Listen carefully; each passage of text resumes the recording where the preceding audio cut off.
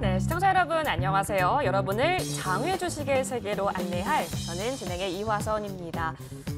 요즘 시장이 안 좋은 건지 아니면 우리 장외 주식 얘기할 때만 이렇게 시장이 좀 힘든 건지 소장님 오늘도 우리 형들의 시장이죠. 코스피 코스닥이 좀 쉽지는 않았던 장이 펼쳐졌습니다. 이 장 가운데 장외 주식 이야기를 좀 나눠볼 시간이 왔는데요. 오늘 시청자분께도 인사 부탁드릴게요. 소장님 어서 오십시오. 네, 반갑습니다. 예. 시장이 참으로 어렵습니다. 미국의 CPI 발표를 앞두고 공포 심리가 더더욱 극대화되면서 긴축이냐 또는 속도 조절이냐를 놓고 양분되면서 시장은 오늘 또 급락했습니다.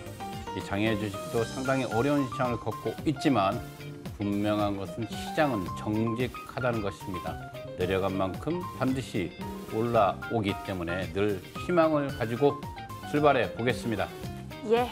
내려가면 또 올라간다. 등산과도 같죠. 오르막길이 있으면 내리막길도 있을 수 있으니까요. 지금 구간이 내리막길이라면 다시 한번 으라차차 올라갈 수 있는 시즌을 기대하면서 지금 구간에서 호흡도 정비를 해보겠습니다. 자, 우리 소식들이 좀 많아서요. 하나씩 바로 살펴볼게요. 먼저 빗썸 이야기를 하고 싶습니다. 자, 비상장 빗썸 장외 주식의 직격탄이 될 수밖에 없는 이유들, 관계사들 이슈가 있기 때문이죠. 네, 그렇습니다. 결정적으로 관계사들이 검찰 수색을 받았죠. 예. 압수수색을 받으면서 예. 그 영향을 상장돼 있는 인바이젠 또는 비덴트 또는 알고 있는 예. 버킷 스튜디오 이런 주식들이 급락하고 하한가까지 밀리지 않았습니까? 예. 그러면서 시장에 있는 빗썸 주식이 정말 시장의 최저가로 내려갔습니다. 우리가 빗썸 하면 거의 60만 원대 있던 주식이었습니다. 60만 원에서 70만 원까지 갔던 주식이고 이 빗썸 주식은 액면가 5천 원짜리 주식입니다. 이런 상태의 주식이 현재 12만 원까지 내려갔습니다. 예. 이유는 내부적 문제가 아니라 외부적 문제로 주식이 내려갔다는 거 아니겠습니까? 빗썸의 소유주의 개인적 문제로 인해서 빗썸 관련주가 줄 폭락하고 시장에 있는 빗썸 주식이 대폭락을 했습니다. 내부적 요인이 아니기 때문에 언젠가는 시장이 바로 진정될 거라 보고 있기 때문에 지금 빗썸 주식을 한 번쯤은 공부해 보시기 바라겠습니다. 지금 이제 가격적으로 봤을 때 또 기회가 될 수 있는가는 재료와 별개로서 또 다양한 관점에서 들여다볼 부분입니다. 이 부분 공부해 보시면 좋겠네요. 다음 이슈로 좀 넘어가 볼까요? IPO 시장 자체에서 이제 계속해서 연이어서 내일도 신규 상장이 예정된 기업이 있기도 합니다. 근데 이제 우리가 주목하는 건 좀 굵직굵직한 비상장 기업들이 아닐까 그렇죠. 싶은데요. 대표되는 게 또 컬리, K뱅크입니다. 네. 소장님. 컬리가 또 다시 고민을 하고 있나 봐요? 네, 그래서 상장 시기를 고민하고 있습니다. 실은 시장이 안 좋습니다. 이커머스 시장이 안 좋고 현재 전반적으로 주식 시장이 냉랭하면서 특히 이커머스의 대장주인 마켓컬리마저 상장을 내년으로 연기할 가능성이 있습니다. 이번 국감에서도 가다 지원으로서 또다시 논란이 불거진 마켓컬리가 2022년도에 상장으로 가는 것은 버거워 보입니다. 그래서 아마 이커머스 시장 현재 상장을 앞두고 있는 컬리라든가 또는 오아시스 이 두 개의 종목들은 올해를 넘어서 아마 내년 초 마켓컬리는 6월 달이기 때문에 8월 달에 승인이 났기 때문에 내년 2월까지는 반드시 상장이 돼야 되죠. 그래서 내년 초에 연초에 갈 가능성이 높다 이렇게 보시면 될 것 같고요. 우리가 알고 있는 K뱅크, 이 K뱅크도 지금 시가총액이 시장이 3조 원대로 내려앉았습니다. 우리가 계속해서 4조 원대 거래 금액을 유지했던 K뱅크가 10만 한 500원 선에서 거래되면서 이 4조 원대가 붕괴되고 3조 원대로 내려왔습니다. 시장이라는 것은 심사가 통과된 기업은 상당히 주식이 올라가게 돼 있습니다. 그러나 심사가 통과되고 역현상을 일어나는 걸 정말 오랜만에 봅니다. 우리가 주식과 채권이 동시에 폭락하는 것은 50년 만의 일인 것처럼 이렇게 심사가 승인나고 하락하는 기업은 정말 진로 오랜만에 볼 수 있습니다. 이만큼 시장이 어렵다는 거 아니겠습니까? 그러나 이렇게 시장이 폭락하면 그 속에 또 기회가 있다는 것을 다시 한번 말씀드리겠습니다. 네. 아무래도 내년 초가 되지 않겠냐. 컬리의 경우는 2월까지 상장을 해야 하는 상황에 지금 돌입이 되어 있죠. 제가 알기론. 그렇다면은 내년 초가 되지 않겠냐라는 시장의 또 예측이 있습니다. 이 상장 시기에 맞물려서 우리도 좀 시장 계속 바라봐야겠네요. 자, 이 가운데 KOTC 공시 시스템 개편 이슈가 있어서 이 부분은 어떤 일인지 네, 들어볼게요. 그동안은 협회에서 우편이나 팩스로 공시를 받아서 공시를 해왔습니다. 그러나 이제 기업이 예. 직접 하게 됐습니다. 그럼 좀 더 간편해진 거죠? 예, 간편해지고 어떻게 보면 신속하게 예. 내용이 전달되겠죠. 결정적으로 그동안에 어떻게 금토일 운영하는 KOT 약간 오프라인 형식의 우리가 보면 좀 더 미진한 거래소 코스닥은 좀 미진한 시장으로 여겨져 왔지만 이렇게 하나둘씩 제도가 개편되면서 명실상부하게 장외주식 거래의 선두 업체로서 그 발돋움하고 있다 이렇게 보시면 될 것 같습니다. 그러네요. 조금씩 더 선진화되어 가고 있다라는 점 체크 도와드렸고요. 자, 그 가운데 사실 문제는 지금 가격적인 부분인 거죠. 장외 주식 시장 5개월째 하락인데 우량주는 보통 그래도 갖고 있으려고 하잖아요. 근데 매도 물량이 나오고 있는 상황이라네요. 그만큼 시장이 어렵다는데 결정적으로 장외 주식은 자기 돈이 가지고 있는 사람이 해야 되지 않겠습니까? 예. 그러나 이 대량 물건은 거의 돈이 많은 사람들이 들고 있습니다. 그러나 예. 시장이 이렇게 흔들리니까 불안, 공포 심리가 극대화되면서 이들마저도 지금 매도물을 내놓고 있고 어떻게 보면 정말 우량한 기업들이 덤핑 물건이 나오고 있습니다. 이럴 때 돈이 많은 사람들은 또 찬스가 되기 때문에 매수세가 지속적으로 유입되고 있습니다. 그래서 이런 종목들, 우량한 종목들이 정말 현재 가격보다 낮게 나온다면 쉼 없이 들어가서 편입해도 된다는 것을 말씀드리겠습니다. 그만큼 시장은 현재 생각, 기업의 가치보다 저평가돼 있다는 것을 명심해 주시기 바라겠습니다. 알겠습니다. 지금 아무래도 투심 자체 그리고 시장 환경 자체가 어려운지라 이런 구간에 직면했다라는 점 단면으로 또 보여주네요. 이어서 우리 이 이슈를 좀 볼까요? 카카오 그룹주에 대한 이야기를 좀 나눠보겠습니다. 일단 게임 같은 경우는 오늘 시간에 상한가인가요? 네, 오랜만에. 예, 그렇죠. 그렇습니다. 나왔는데 뭐 개별 이슈가 있었기 때문에 일단 우리는 그룹주를 좀 보도록 할게요. 근데 그동안에 그 카카오를 더블 카우팅, 또 트러플 카우팅이라고 할 정도로 악재가 많았습니다. 예. 그렇죠. 카카오가 신저가를 연속해서 현재 달성하고 있습니다. 그만큼 시장에서 과도하게 낙폭되어 있는 게 바로 카카오 그룹입니다. 그러다 보니까 장외 주식에 담는 카카오 모빌리티 이런 기업들이 상장을 현재보다는 아마 상장을 보류하는 경향이 늘고 있습니다. 현재 카카오톡이 시장에서 받고 있는 역할은 그렇습니다. 플랫폼 시장의 최강자의 역할로서 그만큼 어떤 한 부분은 일정으로 독점적 지위를 유지해 왔습니다.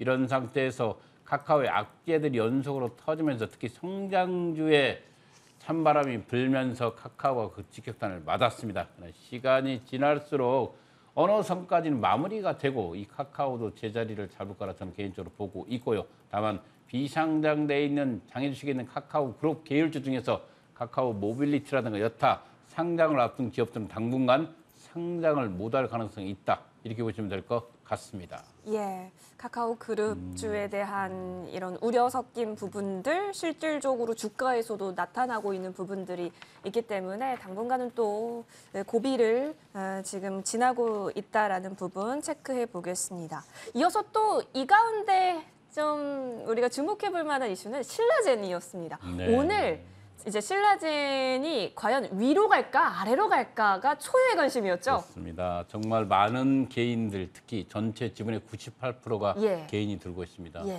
정말로 많은 개인들의 눈물을 먹고 있는 신라젠이 정말 오늘 거래가 재개되면서 거의 상한가까지 갔습니다. 그쵸. 거의 29% 찍었죠. 예. 거의 가까이 갔기 때문에 29.47%는 거의 상한가입니다. 그렇기 때문에 정말로 다행이라고 보고 있습니다. 회사의 성장성을 두고 볼 것도 없고 개인적으로 그 신라전에 투자한 많은 개인들에게 그래도 기회가 제공되어 다시 상장되는 모습을 보일 때 여타 바이오 관련주들도 상당히 희망적인 메시지를 보았을 것입니다. 그래서 신라전이 앞으로 잘 성장해서 98%나 가지고 있는 개인 주주들이 모두 웃는 날이 오길 바라겠습니다. 예. 자, 신라젠이 극적 회생한 이슈를 좀 다뤄봤는데요. 소장님, 그전에는 신라젠이 그러면 비상장 시장에서는 거래가 됐었죠? 예, 그렇습니다. 신라젠은 바로 비상장 주식에서 예. 거래가 됐기 때문에 오늘 방송을 해드린 겁니다. 그렇죠. 거래 정지되고 난 이후에 예. 거래 정지된 종목들은 바로 비상장 주식, 장외 주식에서 거래가 됩니다. 그러면 오늘부터 거래가 재개됐다면 이제 비상장 쪽에서는 거래가 없습니다. 안 되는 거죠. 그렇죠. 예, 이 상당되겠죠. 부분 정리 도와드렸습니다. 네. 참 또 다양한 이슈들이 많았는데 오늘 이렇게 핵심적으로 좀 살펴봤고요. 바로 시세 확인하러 떠나보겠습니다. 소장님, 이번 주의 움직임도 큰 변동은 없었을 것 같은데요. 예, 그렇습니다. 가장 큰 변동은 빗썸 코리아. 앞서 말한 대로 빗썸의 압수수색이 예. 진행되면서 시장에 있는 빗썸 코리아 장외 주식이 직격탄을 맞았습니다. 우리 거의 20만 원 선을 지키고 있었는데 하루아침에 12만 원까지 내려갔다 오늘 좀 상승해서 14만 원을 유지했습니다. 그만큼 시장의 체력이 약화돼 있다는 거 아니겠습니까? 빗썸 코리아 14만 원의 자리를 지켰고요. EVR 스튜디오가 8,300원입니다. 그분들 시장에서 기관들이 투자한다거나 신주가 15,000원짜리 주식입니다. 그런데 지금 8,300원의 주식이 있다는 것은 정말 저가 있는 거 아니에요. 실제 거래가는 거의 9,000원세나 알고 있고 이 정도 주식이라면 여러분들 진지하게 공부할 필요가 있다. 왜? 시장은 늘 정직하기 때문에 시장이 살아났을 때 특히 요 근래 어려운 5, 6, 7, 8, 9에 투자를 받은 EVR 스튜디오라든가 앞서 말한 야나두라든가 이런 기업들은 반드시 서울 로보틱스 이런 기업들은 여러분들 눈여겨봐야 됩니다. 시장이 가장 어려울 때 기관으로부터 투자를 받고 투자받은 단가보다 더 밑에 있다면 반드시 이런 기업들은 상승할 가능성이 있기 때문에 저축하는 마음으로 찝찝한다면 큰 이득을 볼 수 있다. 이렇게 말씀드리겠습니다. 예. 비바 리퍼블리카 45,000원입니다. 그리고 플랫폼 시장이 손바뀜을 하고 있는 모습입니다. 플랫폼 시장이 지고 있고 모빌리티 시장이 열릴 가능성이 있습니다. 바로 이 비상장 주식에서도 플랫폼 시장 중심이 아니라 모빌리티 시장 중심으로 갈 수 있기 때문에 모빌리티 관련주들을 눈여겨볼 필요가 있습니다. 여러분 알고 있는 비바 리퍼블리카, 야놀자, K뱅크, 당근마켓이 신저가를 연속으로 경신한 이유가 바로 모빌리티 시대에 해가 지는 것을 보여주고 있습니다. 새로운 최강자로서 플랫폼 시장이 지고 있는 것을 보여주고 있습니다. 새로운 최강자인 모빌리티 시장의 주식들 특히 2차 전지 관련주라든가 전기차 관련주라 이런 기업들을 다시금 비상장에서 찾아야 될 것 같습니다. 야놀자 최저가를 기록하고 있고 K뱅크 11,500원까지 밀렸습니다. 당근마켓 40만 원대 변동 없었고요. 야나두도 83만 원까지 내려와 있습니다. 기본적으로 야나들은 앞서 말한 대로 기관의 투자 단가보다 낮기 때문에 액면가 5천 원짜리 주식입니다. 이런 주식들은 정말 다시 한번 공부해 주시기 바라겠고요.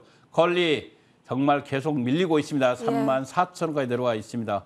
오아시스와 컬리가 과연 누가 이커머스 상장 1호 기업이 될 것인가 놓고 경쟁을 하고 있습니다.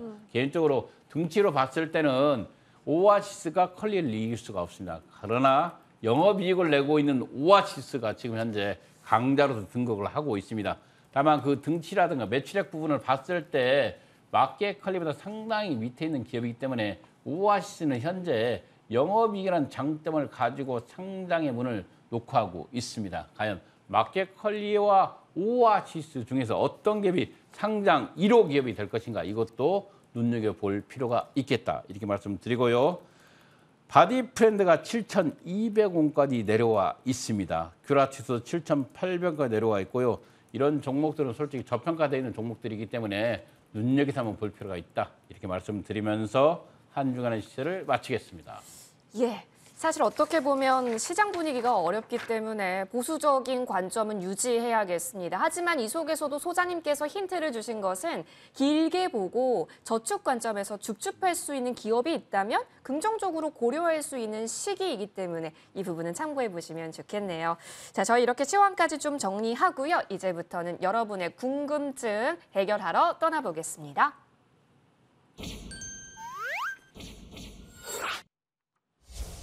장외 주식 궁금한 점 많으실 겁니다. 이 시간 100% 활용해 보시면 좋겠는데요. 머니투데이 방송 시청자 게시판 또는 지금 현재 유튜브 댓글창도 활발합니다. 이쪽에 남겨주시면 저희가 해결 도와드릴게요. 자, 그럼 함께 소장님과 해결하러 떠나보죠. 첫 번째 질문입니다. 장외 주식은 왜 가격이 일정하지 않나요? 이것은 바로 상대 매매입니다. 저하고 이하선 아나운서가 둘이 거래한다고 보시면 됩니다. 예. 그래서 상대. 경쟁 매매는 거래소 코스닥은 경쟁 매매입니다. 수없이 많은 사람들이 붙어 있죠. 예. 이 상대 매매이기 때문에 충분히 가격을 협상하고 있지 않겠습니까? 또 흥정도 가능한 그렇죠. 거고요. 흥정도 예. 가능하기 때문에 A라는 사람과 또 B 사람의 흥정 가격이 틀리고 A와 C의 흥정 가격이 다르기 때문에 각 플랫폼마다 가격은 다르게 결정될 수가 있습니다. 네. 그래서 이 장외 주식은 여러분들 구입할 때 여러 플랫폼을 확인하시고 주식을 구입하는 게 낫다. 이렇게 말씀드리겠습니다. 네, 플랫폼별로 가격을 한번 확인해 보자. 왜냐면 가격이 좀 기업마다 다를 수 있다라는 점 체크 도와드렸고요. 이어서 두 번째 질문 열어봅니다. 장외 주식이 폭락장에서 더 많이 좀 타격을 입는 이유가 있을런지요? 금융시장에서 가장 체력이 약한 시장이 바로 장외 주식입니다. 우리가 알고 있는 우리가 기호식품이잖아요. 밥은 반드시 먹어야겠지만 그쵸? 미용 머리 깎는 거 2개월에 깎아도 되지 않겠습니까? 그쵸. 마찬가지로 장외 주식은 그렇게 기호 상품으로 보는 경우가 있습니다. 그러나 이 장외 주식만큼 시장의 탄력성을 반영해서 가장 높은 상승을 기록하는 주식은 없다. 저는 이렇게 감히 말씀드리겠습니다. 예. 비상장 주식은 항상 위기 속에 찬스와 함께 옵니다. 그래서 지금이 이렇게 가장 많이 납폭되어 있는 주식 중에서 바로 장외 주식이기 때문에 거래소 코스닥보다 더 많이 밀려 있기 때문에 가장 우량한 주식을 가장 저렴하게 구입할 수 있는 구간이다. 저는 가감히 이렇게 말씀드리겠습니다. 그래서 다시금 한번 주식을 진지하게 공부해 보시기 바라겠습니다. 예, 좋습니다. 자, 이어서 바로 다음 질문 넘어가서 궁금증 해결해 볼게요. 최근 장외 주식 시장은 거래소 코스닥과의 동조화 현상이 심화되고 있나요? 어떨 보면은 아까 전에 질문과 일맥상통할 수 있겠네요.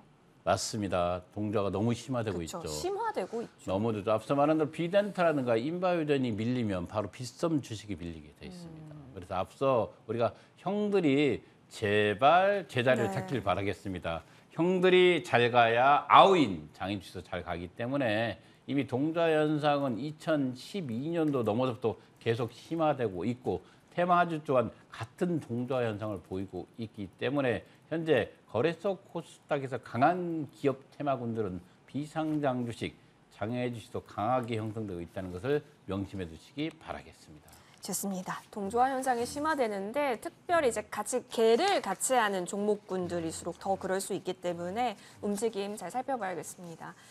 다음 질문으로 넘어가 볼까요? 네. 자, 지금처럼 위기의 시장 속에서 저가 매수 노리고 좀 진입해 보는 건 어떨까 싶은데 소장님 어떻게 보세요? 자금만 여유가 된다면 저는 예. 좋다고 보고 있습니다. 정말 우량한 종목들을 자금적 여유가 된다면 지금 네. 사도 된다. 앞서 말한 대로 가장 많이 떨어진 종목이 바로 장외 주식이기 때문에 여러분들 자금적 여유가 된다면 반드시 본인 돈으로 이런 주식들은 우량한 종목들을 편입하는 게 좋다. 저는 이렇게 말씀드리겠습니다. 예, 자금적 여유가 있고 또 이제 길게 보실 수 있어야 할 것 그렇죠. 같습니다. 예, 저축 예. 상품처럼 장외 주식은 강조해 주셨기 때문에요. 자, 다음 질문 넘어갑니다. 상장 앞둔 기업이 장외 주식 시장에서 가격 하락이 지속된다면 이걸 또 기회로 볼 수 있을지. 상장 같은 기업이 가격이 하락한다는 것은 성장성이 꺾였다는 거 아니겠습니까? 성장성, 이걸 예. 기회라고 보지 마시고요. 예. 위험 신호라고 볼 필요가 있겠습니다. 이럴 때는 다시 한번 고민할 필요가 있다. 우리가 앞서 크래프톤이 공모가보다 더 낮게 장외 주식 거래가 됐습니다. 그 뜻은 피해라는 시그널이다. 이렇게 말하는 것처럼 상장 앞둔 기업이 장외 주식이 더 낮다고 하면 무조건 사는 게 아니라 왜 그럴까를 고민해보고 이런 기업들은 피해서 투자하는 게 좋겠습니다. 좋습니다. 기회로 볼 수 있을까? 사실 종목 바이 종목, 그러니까 종목별로 좀 다를 수 있기 때문에 상식 관점에서 잘 체크해 보시길 바라면서 마지막 질문까지 좀 보도록 하겠습니다. 장외 주식 초보 분께서 궁금하신 부분인 것 같아요. 구입할 때 가장 조심해야 할 거 뭘까요? 좋은 주식을 사고 반드시 주식을 받고 예. 대금을 지급하라 아. 이겁니다. 요즘 제가 뒤에 가서 다시 설명해 드리면 요즘 장애 주식 사기가 너무 많이 뉴스거리가 나오고 있습니다. 최소한 이 머니투데이 방송을 보신 분들은 장애 주식에서 이런 일은 당하지 않을 수가 있습니다. 부탁드리겠습니다. 장애 주식 초보자들은 반드시 주식을 받고 대금을 지급하고 그 주식이 거래가 가능한 종목인가 확인하시고 임해 주시기 바라겠습니다.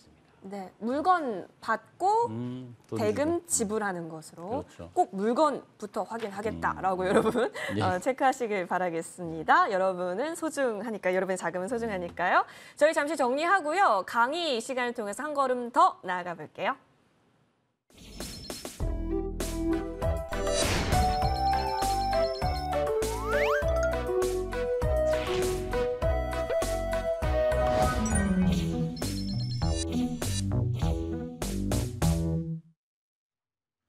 자, 리스크 없이 거래를 잘 하는 것이 중요합니다. 아까 전에 마지막 질문에서도 장외주식 초보인데 뭘 가장 조심해야 할까요? 라는 질문이 있었던 것처럼 리스크를 줄이기만 하더라도 일단 반응 가지 않을까요, 수장님?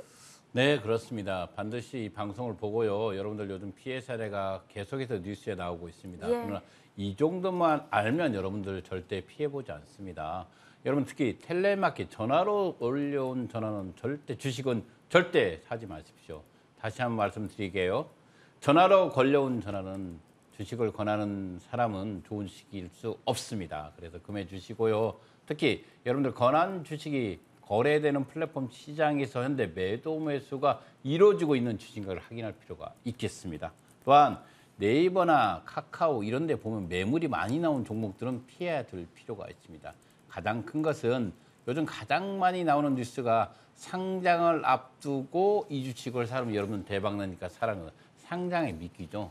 상장되는 기업은 최소한 3가지는 갖추고 있습니다. 첫 번째, 주관사가 선정돼 있어야 됩니다. 그다음에 가장 중요한 외부 감사 기관에 등록되어 있는 기관인지를 확인할 필요가 있습니다. 이 외부 감사 기관에 등록돼야 1년에 상장할 수 있기 때문에 상장이라는 말이 나오면 그 회사가 외부 감사 지정 기업인가를 확인할 봐야 됩니다. 반드시 외부 감사 지정 기업인지를 확인할 필요가 있고 그 회사가 주관사가 선정돼 있는 기업인가를 보시고 마지막으로 시장에서 거래가 활발한가 보시면 여러분들 피해를 예방할 수가 있습니다. 어떻게 100원짜리가 5만 원 될 수 있습니까? 그럴 수는 없습니다. 시장은 정직하게 가기 때문에 상장에 미끼로 주식을 판단하는 것은 문제가 있는 거 아니겠습니까? 그리고 상장되는 기업이면 이미 주관사, 특히 증권사, 이 주관사라는 것은 증권사를 말합니다. 이 주관사가 선정돼 있고 그 기업이 외부 감사 기업에 지정되어 있기 때문에 다티 가서 전자공시 시스템 다티 가서 그것도 한번 확인해 보시고요. 여러분들 주식을 구매할 필요가 있겠습니다. 대부분 주변에서 일들이 일어납니다. 그래서 전화로 오는 주식은 절대 사지 마시고 두 번째로 시장 거래가 없는 주식은 사지 마시고 세 번째로 반드시 주관사 선정이라든가 외부 감사 기관이 지정되지 않는 기업을 상장이라고 한다면 거짓이기 때문에 절대 편입해서는 안 됩니다. 여러분들 다시 한번 말씀드리는 좋은 주식은 절대 전화로 팔지 않습니다. 이 말 명심해 주시기 바라겠습니다. 좋은 주식은 전화로 판매하지 않는다는 점. 좋으면 이미 다 좋다라는 걸 알고 그렇죠. 있을 수 있기 때문에. 그렇죠. 자, 이 부분 꼭 알아주시기 바랍니다. 주관사, 외부 감사 기관, 유무 등등등 따져볼 거 많았으니까요. 확인해 보시길 바라면서 여러분의 성공 투자 저희가 늘 응원하도록 하겠습니다. 자, 장외주식 이야기 좀 나눠봤고요. 이 밖에도 궁금한 점 있으시다면 언제든지 질문 남겨주세요. 소영주 소장님과 함께 다음 주 이 시간에도 여러분께 양질의 정보들 전달드리도록 노력하겠습니다. 한국장외주식연구소 소영주 소장과 함께했고요. 저희는 다음 주에 뵙죠. 여러분 활기찬 오후 시간 보내시길 바랍니다. 고맙습니다.